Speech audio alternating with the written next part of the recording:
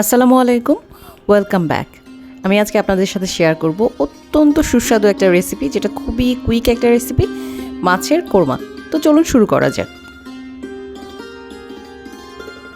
একটা প্যান নিয়ে নিব। প্যানটা গরম হলে এর মধ্যে তেল দিয়ে দিচ্ছি। তেল হচ্ছে 1/3 কাপের মতো, আর এখানে পেঁয়াজ কুচি দিয়ে দিব 1 কাপ। এর মধ্যে 3টা এলাচ আর 1 টুকরা দারচিনি দিয়ে মশলাটাকে একটু ভেজে নিব। এর মধ্যে অল্প পরিমাণ পানি দেব মশলা কষানোর জন্য। লবণ দিয়ে নিচ্ছি, 1 চা চামচ হলুদ গুঁড়া আর 1 চা চামচ ধনিয়া গুঁড়া দিয়ে দিচ্ছি। দিয়ে এই মশলাটাকে কষাবো। কষানো হয়ে গেলে এর মধ্যে আগে থেকে ফেটে রাখা আধা কাপ টক দই দিয়ে দিব। এরপর মশলাটাকে আরেকটু কষাবো।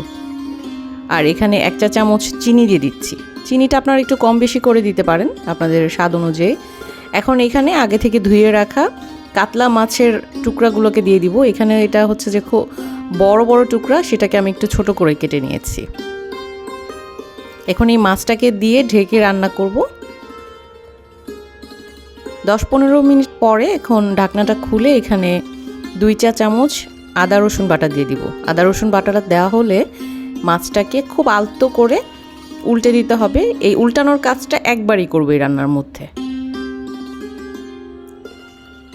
আর এই রান্নার মধ্যে কোনো এক্সট্রা পানি দেওয়া যাবে না, মাছ থেকে যথেষ্ট পানি বের হবে। কড়াইটা ধরে এভাবে নেড়ে দিব যাতে নিচে লেগে না যায়।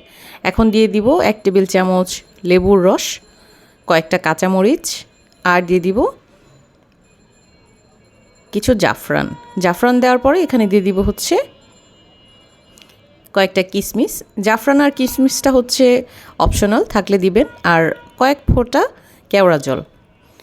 সব কিছু দেওয়া হলে এখন একদম অল্প আঁচে ঢাকনা দিয়ে 15 থেকে 20 মিনিট রান্না করব।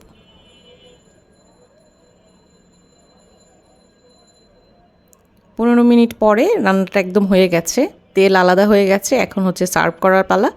এটাকে আপনারা গরম ভাত অথবা পোলাওর সাথে খেতে পারবেন। খুবই মজার, খেলে বাসার সবাই প্রশংসা করবে, একদম গ্যারান্টি দিয়ে বলতে পারি। আপনার নিজেরও ভালো লাগবে। তাই অবশ্যই ট্রাই করবেন এই রেসিপিটা, এবং ট্রাই করে আমাকে কমেন্টে জানাবেন। সাবস্ক্রাইব করবেন। সবাই ভালো থাকবেন।